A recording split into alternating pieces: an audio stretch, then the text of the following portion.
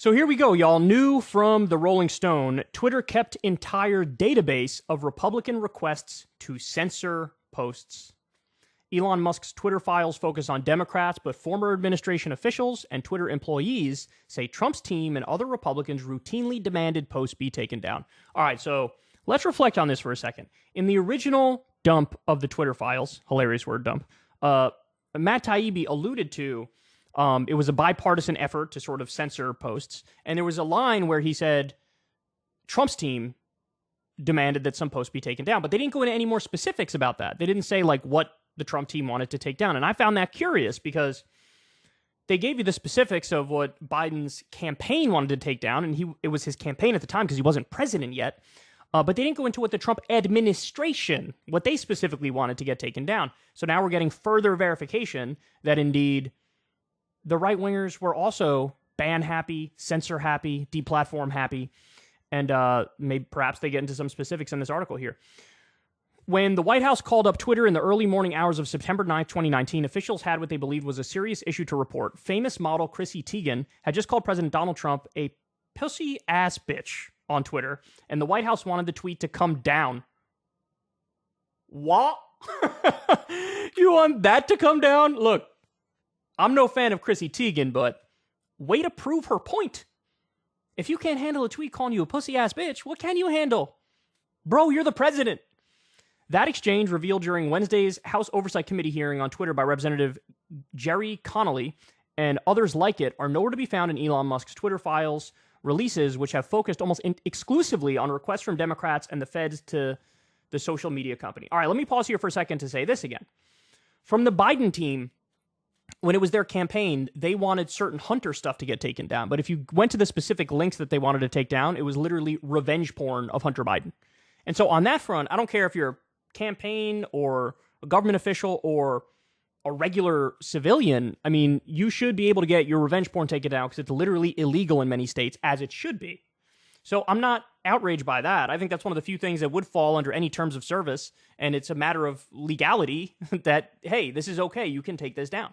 So that I'm not outraged by. I am outraged by effectively the deep state, the intelligence agencies. They were getting involved behind the scenes with Twitter and prodding Twitter in certain directions and saying, hey man, can you pump this account or boost this account? And the account would be anti-Iranian propaganda or pro-Saudi Arabia propaganda. This was the leaks from Li Fang, which were phenomenal. That, you know, they try to portray drone strikes as good and not bad. And so there were many things that the deep state did that were unacceptable, right? Unacceptable. I don't think getting the New York Post article about Hunter Biden's laptop pulled was acceptable at all. I think that's a giant stretch, and we now know that that stuff was true about Hunter Biden's laptop. So regardless of where you fall politically, that's something that they shouldn't have pulled that down. They shouldn't have banned that. But I just want to, the point I'm making here is that there's a spectrum and there are gradations of how egregious certain actions are. And what we're learning from this is, of course, the Trump team's requests clearly were the dumbest of all of them.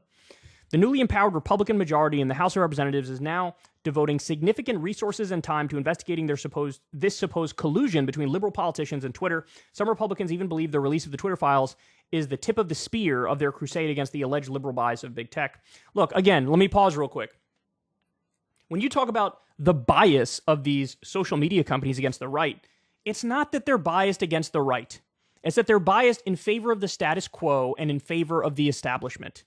YouTube is a great example of that, right? Again, Twitter's a great example of that. They've banned countless Antifa accounts, and that was even under the previous management, not even under Elon Musk. And under Elon Musk, they ramped it up.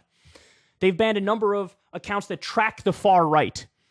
You know, again, on YouTube, they treat independent left-wing media the same as the far right. And if you debunk conspiracies, they treat it like you're promoting the conspiracies. Remember, my video got banned when I was critiquing Donald Trump on the Nelk Boys Full Send podcast because I played a clip from that podcast and they banned my whole reaction to it. So this is not as simple as like the left is censoring the right and that's the end of the conversation. And again, more evidence of it here.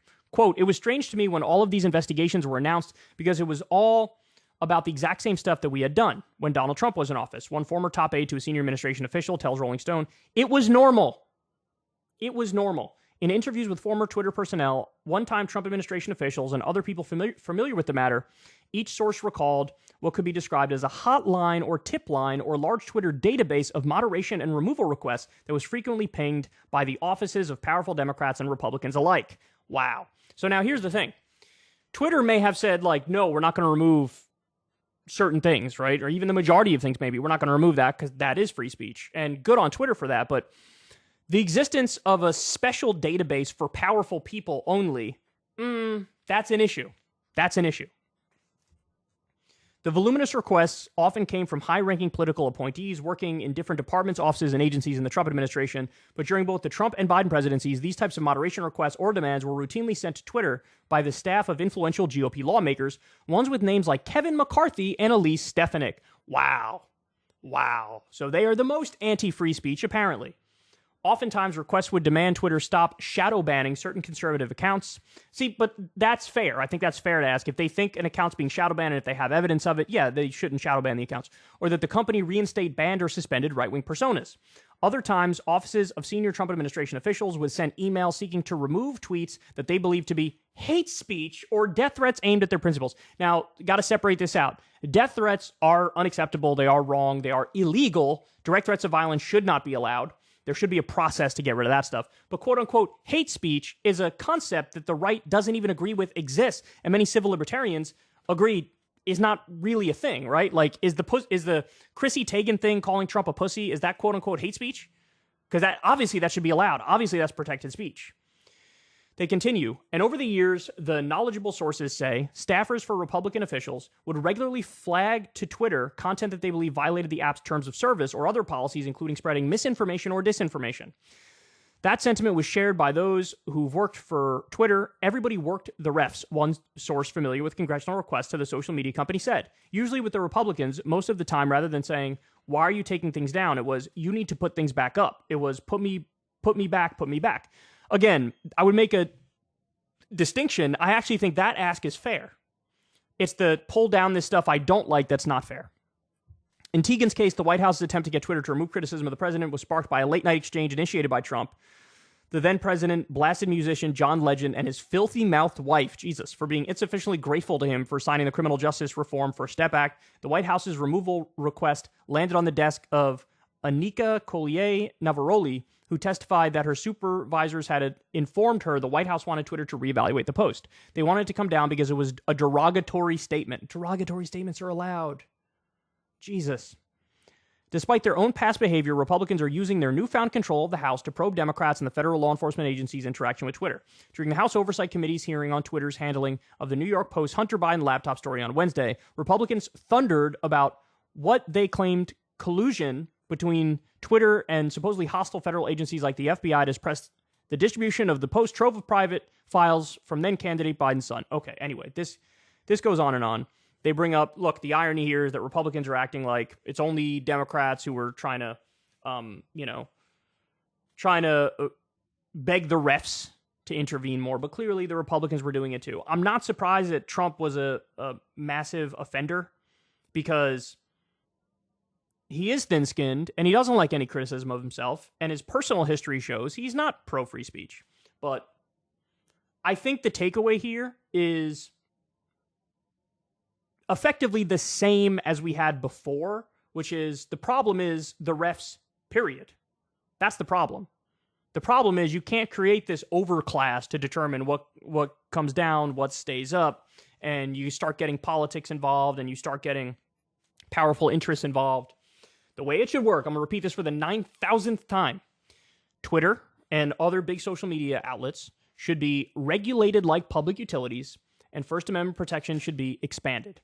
And then what you do is you have a transparent and open system that when you do have something that actually violates the law and the minimum terms of service that's there, you can see clearly what got taken down and why. Direct threats of violence, direct harassment, doxing, revenge porn, whatever it is. Those things can come down, should always come down. But outside of that, you lean as heavily on the side of free speech as you can, and you don't rely on Silicon Valley oligarch billionaires to come in and save the day. You know, people who are Elon simps who think like, oh yeah, he's saving the day, bro. He's proven himself already to fail at this job.